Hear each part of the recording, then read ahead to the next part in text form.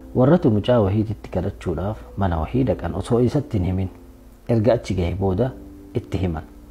San booda kanaaf dhufnee jedhaniin mucatu dida wayita kaan.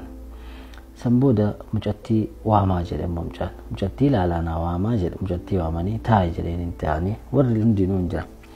San booda mucaadhaan haa maal jettaa jedhaniin ila mucattii jedheen warri kenna akka ansi fuudhuu barbaadan ammoo mana himanillee asitti.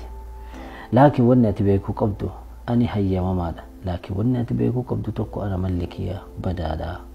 Yoo hayyamamtuu taate akkasitti waliin hin jiraadha ka jettu taate rakkoon qabu ani hayyamamaadha jedhe. San booda xiqqoo teettee anis hayyamamtuudha jette. Almuhim sargii ajaa'ibaa godhanii fi wal fuudhanii waliin jiraachuu jalqaban. Yoo namtichi kuni aaree waa jechuudhaaf ta'u jecha lamaa sadiin bishaanuma kana gooti jaarsa kana. Waggaa 10 waliin jiraatan guyyaa takka itti ka'een beeku. Guyyaa takka amala badaa jedhu san isiin irraayyuu arguu hin dandeenye. Maaliif ragaa isa goote waggaa 10 guutuu waliin jiraatan guyyaa takka afaan badaa irraa hin dhageenye. Qulfii harkaa qabdi kaa akka itti kontirool gootu beekti dubartii daara. Almuhim guyyaa 10 booda waggaa 10 booda gaaf tokko afaanii jechuu hiibadde baay'ee itti gaddi jechisan isiin jechuu isaati.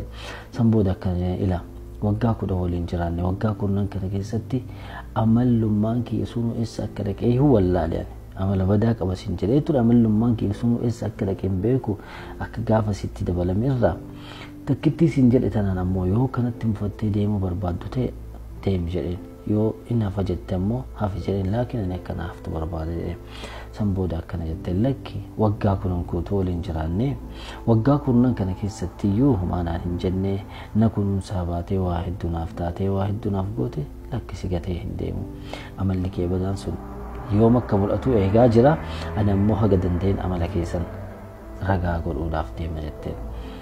Innaa maalii wanni hubannu kana irraa akka jettan ta'e dubartiin takka dhiira gara feetetti oofuu hin dandeetti akka feetetti ashkarakkaruu hin dandeetti. Bar dhiira namni ajjeesuu danda'u dubartiin akka ajjeesuu dandeettu hin beekanii miti. Dubartiin dhiira waan feete gochuu hin dandeetti. Dubartii yeroo ammaa tana maal akka taate hin beeku dhiiratu akka fedhi godha. Yimkin ashan nafsiyyaa ofii qabachuu dadhabdee yimkin lubbuu fi tokko taa'uu dadhabdee hin beeku. Laakiin dhugumaan dubartii taate akka feete godhuu hin dandeetti. Laannu qulfiin si harka jira. Bakka tafeetee bantee itti feete cufuu dandeetti.